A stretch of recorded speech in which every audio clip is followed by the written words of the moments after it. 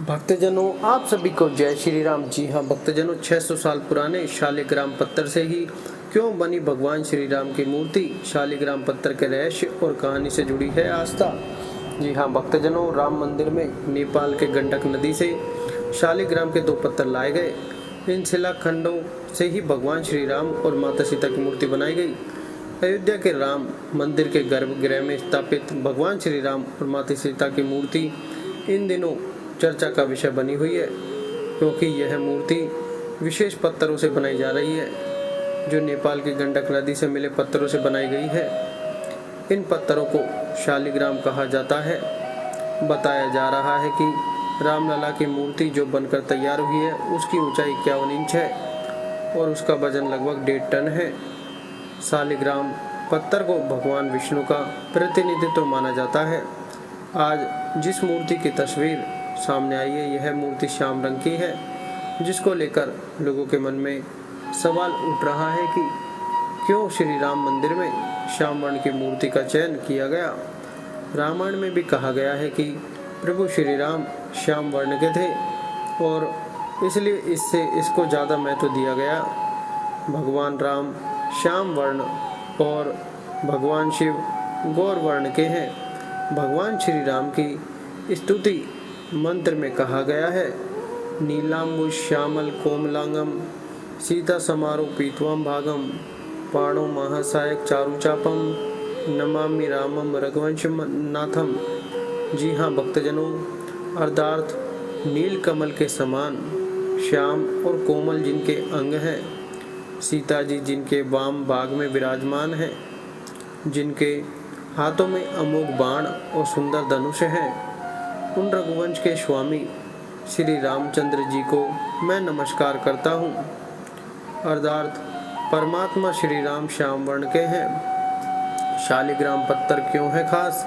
हिंदू धर्म में शालिग्राम पत्थर का विशेष महत्व है। इस पत्थर को भगवान के स्वरूप मानकर पूजा जाता है। इसे सालग्राम के रूप में भी जाना जाता है।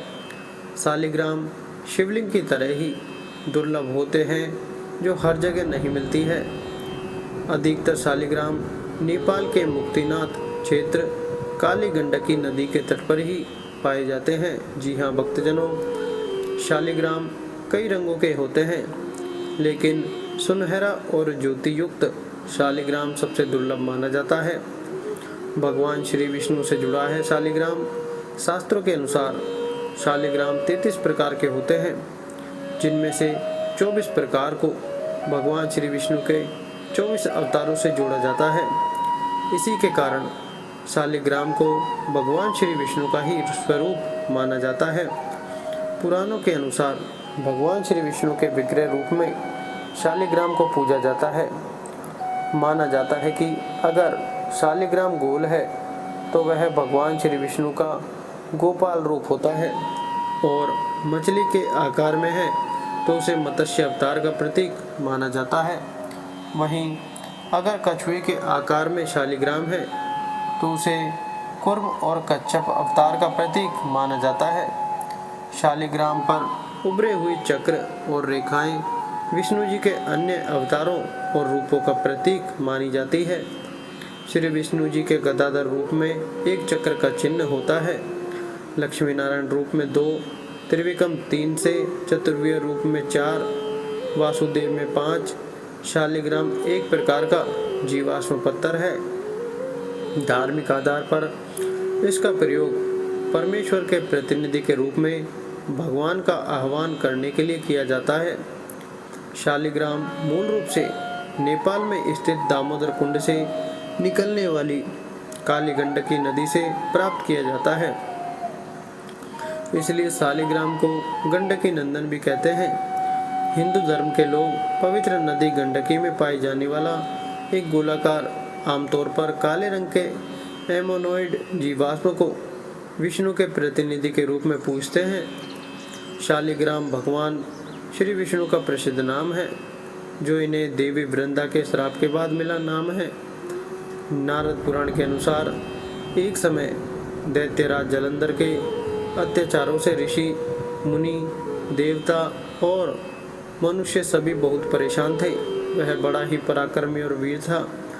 इसके पीछे उसकी प्रतिव्रत धर्म का पालन करने वाली पत्नी वृंदा के पुण्य का फल था, जिससे वह पराजित नहीं होता था। उससे परेशान देवता भगवान श्री विष्णु के पास गए और उसे हराने का उपाय पूछा। तब भगवान श्री हरि ने वृंदा का पतिव्रता धर्म तोड़ने का उपाय सोचा। भगवान श्री विष्णु ने जलंधर का रूप धारण कर वृंदा को स्पर्श कर दिए, जिसके कारण वृंदा का पतिव्रत धर्म भंग हो गया और जलंधर युद्ध में मारा गया। भगवान श्री विष्णु से चले जाने तथा पति के वियोग से दुखी वृंदा ने भगवान श्री हरि को श्राप दिया था कि तुम काला पत्थर बन जाओ, जिसके बाद इस श्राप से मुक्ति पाने के लिए भगवान श्री विष्णु ने शालिग्राम पत्थर के रूप में अवतार लिया और तुलसी से विवाह किया। तभी से शालिग्राम और तुलसी के विवाह को एक त्योहार के तौर पर मनाया जाता है। माता तुलसी को माता लक्ष्मी का भी अवतार माना जाता है। शिवलिंग और शालिग्राम को भगवान का विग्रह रूप माना जाता है और पुराणों के अनुसार भगवान के इस विग्रह रूप की ही पूजा की जानी चाहिए। शिवलिंग के तो भारत में लाखों मंदिर हैं, लेकिन शालिग्राम जी का एक ही मंदिर है। शालिग्राम का एकमात्र मंदिर नेपाल के मुक्तिनाथ क्षेत्र में स्थित है।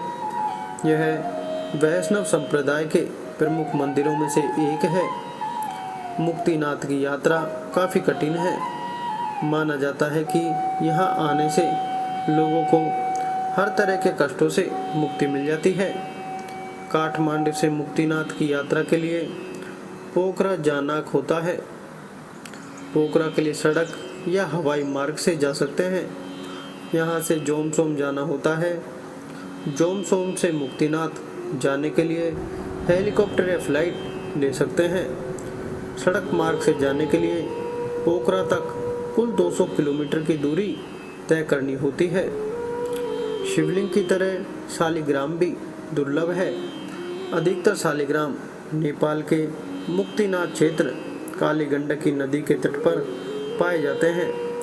काले और भूरे शालिग्राम के अलावा सफ़ेद, नीले और सुनहरी आभायुक्त शालिग्राम भी होता है, लेकिन सुनहरा और ज्योतियुक्त शालिग्राम मिलना अत्यंत दुर्लभ है। पूर्ण शालिग्राम में भगवान श्री विष्णु के चक्र की आकृति प्राकृतिक तौर पर बनी होती है। तो यह थी भक्तजनों संपूर्ण जानकारी। दोस्तों, आपको ये जानकारी कैसी लगी कृपया कमेंट करके ज़रूर बताएं और चैनल को सब्सक्राइब करके बेल आइकन ज़रूर दबाएं। जय श्री राम।